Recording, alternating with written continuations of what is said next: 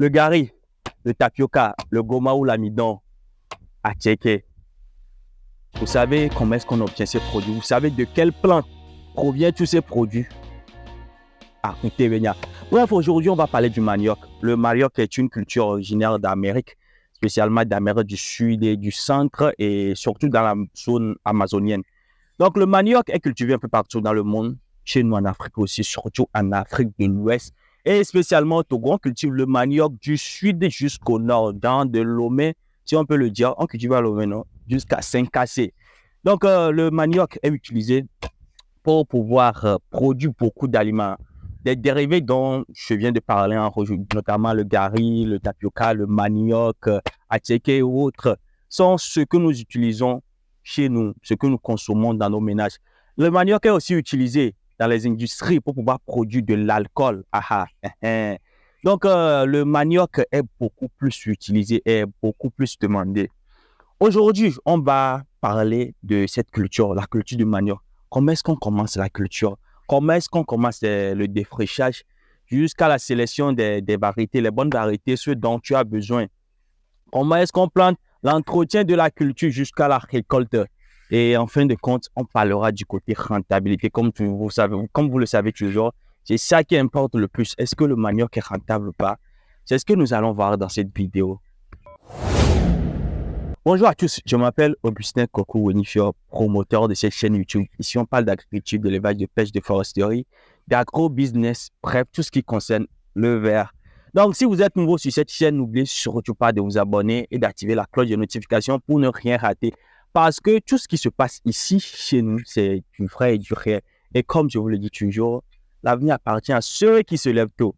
Le coq est juste malchanceux, le coq est juste malchanceux et la cigale a chanté. Tu l'étais. Mode Isakaba.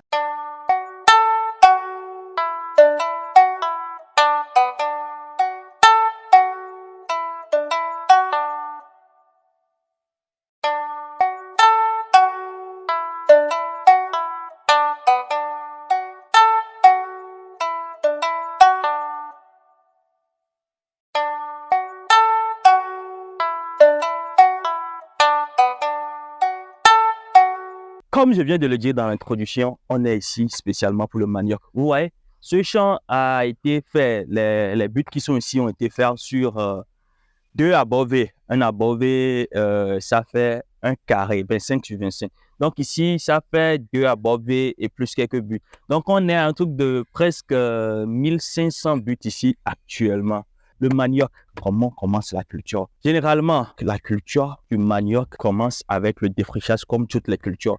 Je vais vous épargner quelques prix du genre les prix de défrichage, de labo, des trucs là et tout. Mais quand même, je vais vous dire l'essentiel. Comme toute culture, la culture du manioc commence avec le défrichage. Et déjà dans le mois de mars, vous devez commencer par entretenir votre champ. Vous appelez les jeunes, ils viennent, ils ramassent tout ce qu'il y a comme truc là. Avec les premiers pluies, ils vont commencer par faire les buts. Dans les régions maritimes et dans la région de Plateau du Sud, le manioc se fait à plat. Labour à plat, les gens font le défrichage, ils font le labour à plat et puis ils plantent le manioc. Maintenant, dans les régions d'un peu du nord, dans la centrale, dans la Cara, jusqu'en haut et aussi dans le plateau du nord, la majeure partie des producteurs font le manioc sur des buts, comme vous avez vu ici. Ici, on est entre la centrale et puis le plateau parce que on est à Niamassila sur une zone intermédiaire. Donc, vous avez vu le champ qu'on a eu à faire ici, ce sont des buts que j'ai eu à faire appel aux jeunes qui sont venus me faire ça après avoir défriché. Pourquoi au sud on fait à plat? Pourquoi ici vers le nord on fait les trucs sur des buts ou bien on plante le manioc sur des buts? Parce qu'au sud, le sol est très léger, le sol est beaucoup plus sablonneux et des fois sablon-limoneux. Donc c'est plus facile au tubercule parce que le manioc, si vous ne le savez pas, à la fin de compte, on récolte le tubercule en bas. Donc c'est plus facile sur un sol sablon-limoneux de pénétrer pour que le tubercule se développe rapidement dans le sable, plus que sur un terre qui est beaucoup plus lourd. Ici, on a des terres ferralitiques par ici et des terres, toutefois, des terres qui sont limoneuses et d'autres fois, tu peux voir aussi certaines terres qui sont sablonneux-limoneux. Mais ce sont des terres qui sont un peu lourdes, vous comprenez un peu.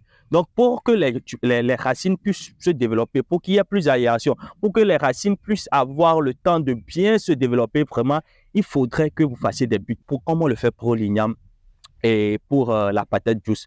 Donc, c'est pour cela, ici, on a eu à faire des buts. Donc, après le dépichage, vous faites le labo à plat ou bien le labo sur des buts.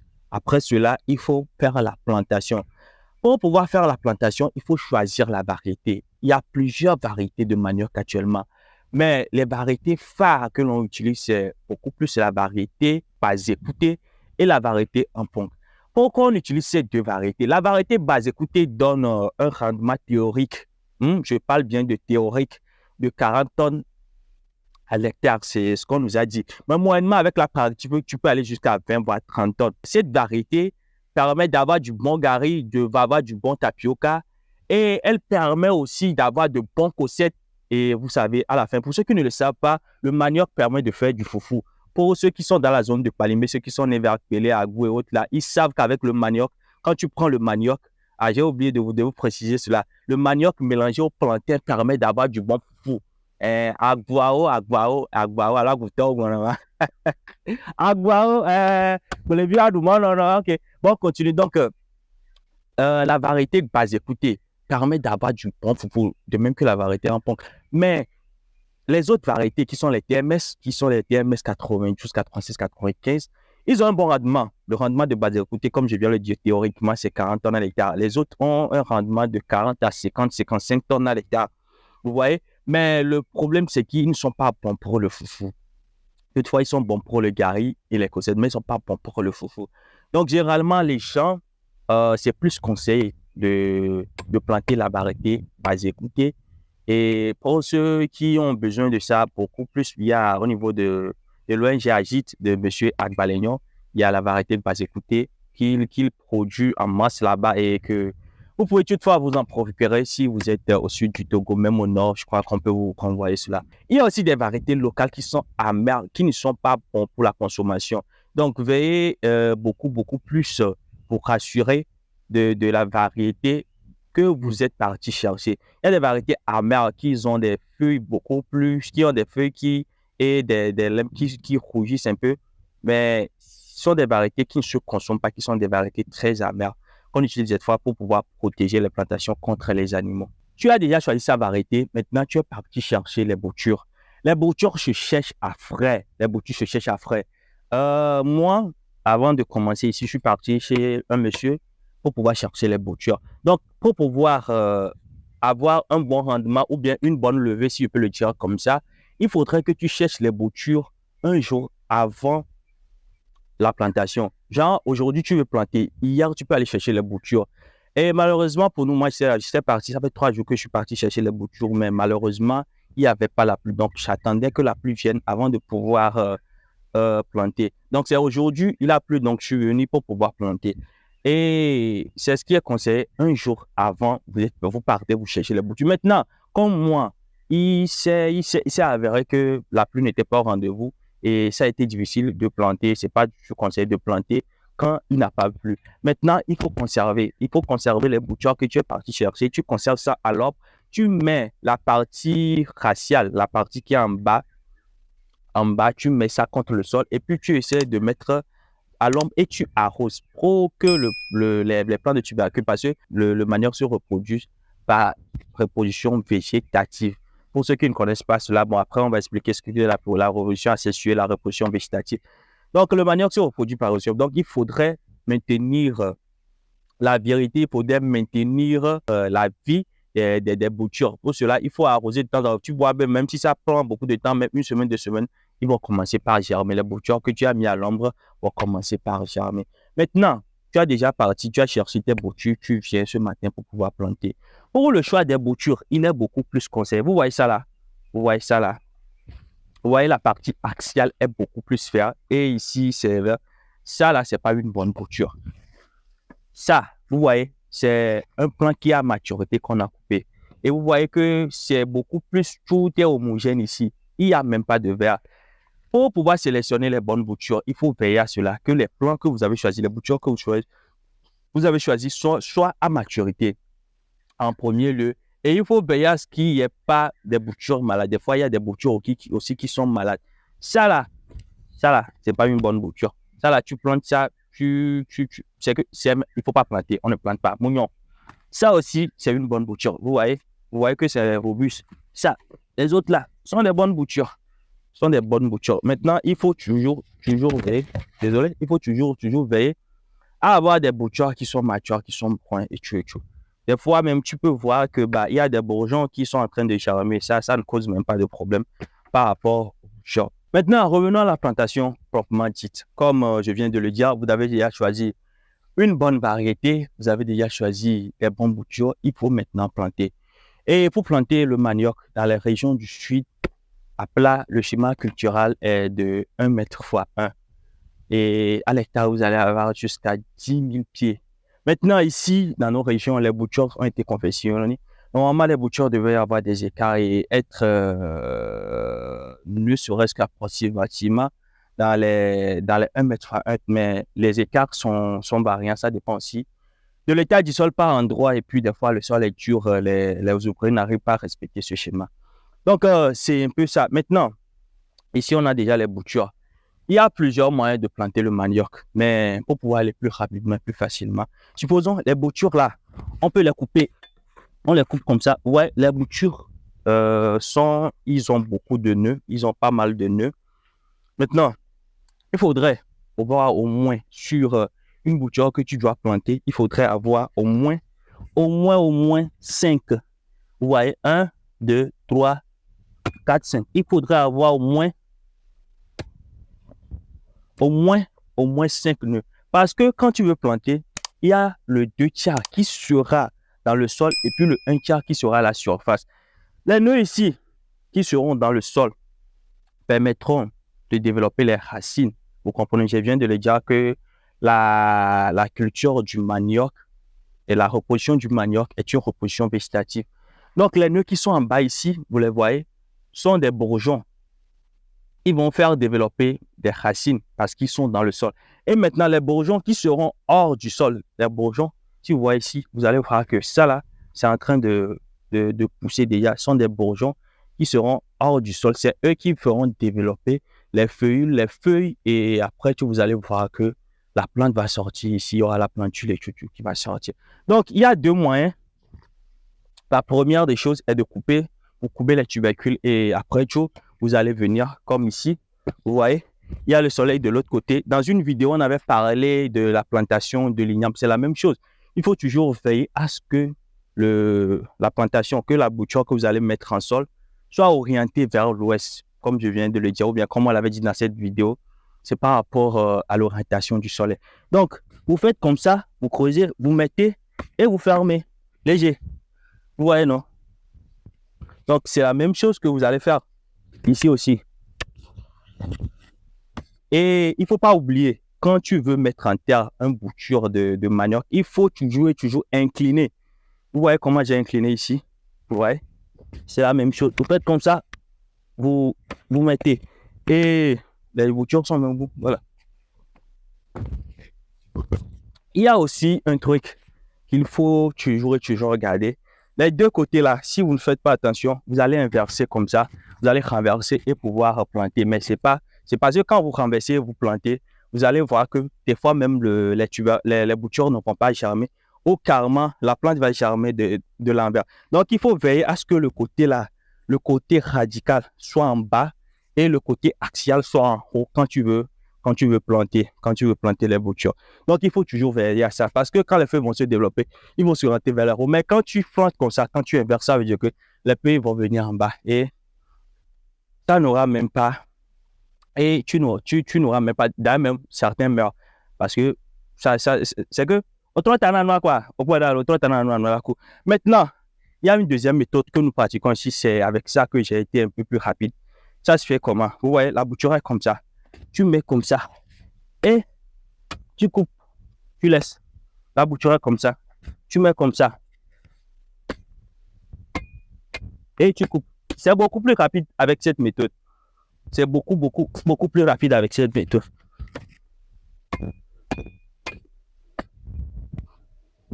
Très rapide même.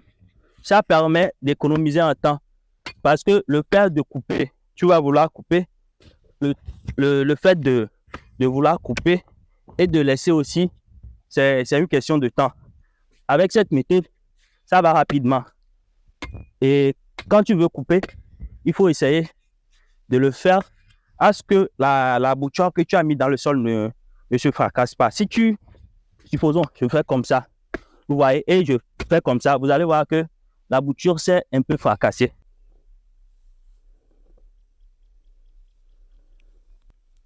Donc, c'est un peu ça, la technique la plus rapide que nous pratiquons ici.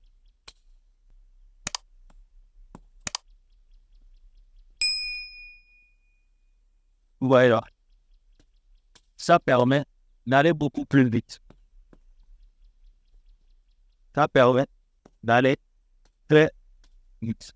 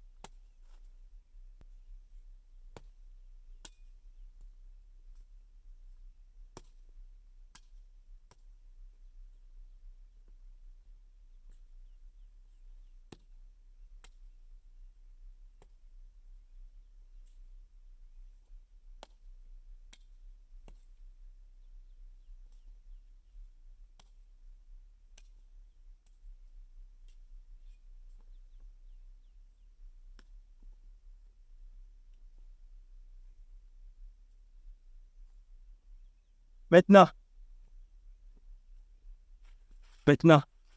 après avoir planté le manioc, je peux toutefois aussi l'associer. Je peux l'associer avec le maïs, c'est ce que je vais notamment faire ici.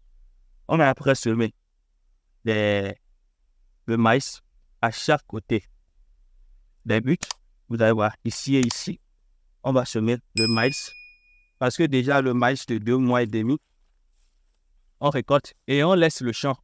On laisse le champ carrément pour le manioc, pour pouvoir bien se développer, on laisse le champ carrément au manioc pour pouvoir bien se développer, pour pouvoir bien se produire.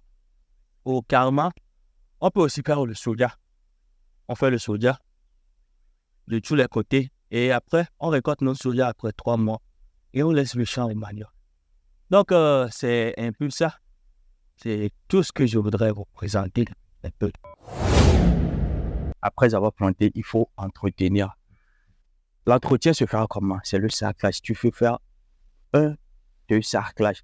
Déjà, tu les produits pour pouvoir traiter les plants pour que les herbicides totaux comme le glyphosate, il y a des herbicides bizarres ici, sur patéote, là, c'est pas trop conseillé. C'est pas trop. En tout cas, moi, je ne conseille pas ce genre de choses. Il faut attendre et sarcler 1 fois, 2 fois, voir l'évolution de la culture et vous sarcler dedans et attendre jusqu'à maturité. Comme je viens de le dire au début, les travaux, la plantation de manioc se fait dans le mois d'avril. Pour commencer les travaux d'entretien dans le mois de mars. Et s'il y a une bonne pluie, vous pouvez semer, vous pouvez planter, désolé. S'il y a une bonne pluie, vous pouvez planter dans le mois de mars. Mais néanmoins, vous pouvez laisser jusqu'au mois d'avril avec une bonne pluie pour planter. Le cycle du manioc, le manioc a un cycle de 12 mois. C'était récolte à 8 mois. Il y avait une vidéo que j'avais faite sur la production, la fabrication du gari. Je vais laisser ça quelque part ici. Ou ici, vous allez voir où vous pouvez aller dans les vidéos. Vous allez voir ça pour la production du gari. C'est une bonne vidéo avec les bonnes mamans. Donc, le manioc a un cycle de 12 mois. Vous laissez de mars jusqu'au mars prochain. Et en ce moment, vous pouvez récolter parce que c'est en pleine saison sèche aussi. Et c'est très bon. En ce moment, vous récoltez, vous allez voir que les tubercules sont gros. Tu as des bons tubercules. Les tubercules sont matures et en ce moment, ça permet de faire du bon foufou parce que il n'y a pas d'eau. Il n'y a pas d'eau dans le sol et puis les tubercules ne sont pas gorgés. Maintenant, il y a aussi les tubercules ou bien le manioc que l'on plante dans le mois d'août. Si vous plantez le manioc dans le mois d'août, ça veut dire que c'est dans le mois d'août prochain que vous allez récolter. Dans la vidéo avec nos mamans, je reviens là-dessus elles utilisent ça pour faire le gari dans le mois d'août. Ça aussi, tu peux le faire. De même, tu peux aussi récolter dans le mois d'août pour pouvoir faire du bon foufou et tout et tout. Et maintenant, tu as récolté, il faut prendre le manioc. Ou bien, nous, au Dagbler, au Sananoué, alors, déco, ça sentiment les lots. Maintenant, tu as récolté, il faut prendre le manioc. Vous allez me demander, c'est à combien ça se fait le manioc et tout et tout. Actuellement, dans la zone où je suis, le business du manioc est en pleine vogue, surtout la Cossette. Ça, au Flina, à Koutea, et bien, au Sana. Alors, il y a une structure dans la zone d'attaque, mais la pas que beaucoup connaissent ou les autres ne connaissent pas, qui transforme le manioc pour pouvoir faire les farines pour le foufou, qui fait aussi, je crois, d'autres dérivés. Non, il ne fait pas le gari. Bon, je crois qu'il fait le gari, qu'il en sache, c'est bon. Mais quand même, je sais qu'il fait la farine pour le foufou, il fait pas mal de choses avec. Et il payait le kilo frais à 80 francs. Vous comprenez, non? Et comme je viens de le dire, il y a des structures qui sont là. Il y a le Sainto qui est là, qui paie aussi le manioc. Il a ces points focaux qui sont dans les villages, qui paient le manioc, les cossettes, la sec, qui paie ça pour pouvoir faire de l'alcool. Il y a aussi des points focaux, certains messieurs qui viennent payer le manioc pour le marché ghanéen, qui font aussi la transformation chez eux là-bas. L'année passée, la campagne passée, le kilo a été vendu entre 85 francs et 110 francs. Donc, moyennement, on peut prendre 100 francs comme le kilo moyen. Genre, tu as une chance de vendre ton manioc à 100 francs. Supposons, tu as un rendement avec un bas écouté, hein? Tu as un rendement de 20 tonnes. Parce que j'ai parlé du rendement théorique tout à l'heure de 40 tonnes. Maintenant, tu as un rendement de 20 tonnes. Ou bien on prend un 30 tonnes et tu arrives à vendre ta récolte à 100 francs le kilo. Ça veut dire que 30 000 kilos, tu as vendu ça fois 100. Tu as combien? Tu as 3 millions à l'hectare. Vous me suivez bien? Si, supposons, tu as vendu ça, ou bien tu as une récolte de 20 tonnes, ça veut dire que tu as 20 000 kilos et tu as vendu ça à 100 francs. Ça veut dire que tu as 2 millions à l'hectare. Vous comprenez un peu? Maintenant, on va essayer aussi d'alléger un peu. Tu as récolté, je vais essayer d'être au mine. Tu as récolté, ta récolte te donne 20 tonnes. Ça veut dire que tu as obtenu en tout pour tout 20 000 kilos de tubercules à l'hectare et tu as vendu le kilo à 85 francs. Vous comprenez? Si on fait déjà 80 fois 2, ça veut dire que tu as 1 million 600 et quelques. Donc, environ, tu seras dans le 1 million 700. Tu vois, non? Si minimum, mais tu as trouvé à l'hectare, le manioc t'a donné un rendement de 20 tonnes et tu as pu vendre à 85 francs, tu es dans 1 million 700. Vous comprenez un peu? Donc, c'est un peu le circuit du manioc. Et la culture du manioc, comme pour l'igname et autres là, ne nécessite pas grand travail. Les boutures, tu vas les chercher. J'ai oublié de vous dire, les boutures actuellement ici sont chères. Et le tricycle de bouture, tu prends à 25 000 francs. Parce que c'est une ressource très, très rare ici, surtout dans la zone ici. Beaucoup ne sont pas trop dans le manioc. C'est beaucoup vers le sud, dans la zone de Vaughan, Fagna, notre établissement. Les gens s'aventurent beaucoup plus dans la culture du manioc. Mais ici, c'est très rare. Donc, le tricycle de tubercule se vend à 25 000 francs. Donc, vous comprenez un peu le travail dans l'ensemble. Tu achètes les boutures, on vient de faire le défrichage. Les buts, actuellement, les buts que les jeunes m'ont fait ici, ils ont fait ça à 15 francs, vous comprenez. Donc, les buts, ça va. Avant, on faisait les buts à 10 francs, mais actuellement, les choses sont un peu chaudes. Donc, vous savez, dans le pays, c'est chaud. Carburant, il dit, ici, il dit, ami, il dit, les autres, il dit, nous, il dit, allô, l'écho, ok. C'est chaud, donc, ils m'ont fait ça. Bon, c'était à l'amiable à 15 francs, c'était le premier jusqu'à 25 francs but. Donc, si tu vois l'écart, normalement, tu peux avoir, avec les écarts, tu peux avoir normalement à l'écart 10 000 buts. Vous comprenez, non? Mais avec les buts qui sont un peu espacés, tu ne peux pas arriver là-bas. Donc, tu peux avoir jusqu'à 8 000, 9 000 buts avec l'espacement des buts. Donc, c'est un peu ça. Vous faites un peu le calcul, vous allez voir un peu, mais le manioc, comme je vous le dis, est très rentable. Et ça ne nécessite pas grand travail. Un seul saclage peut suffire ou au plus de saclage. OK. On est à la fin. Je vais faire une conclusion rapide et puis continuer mon travail.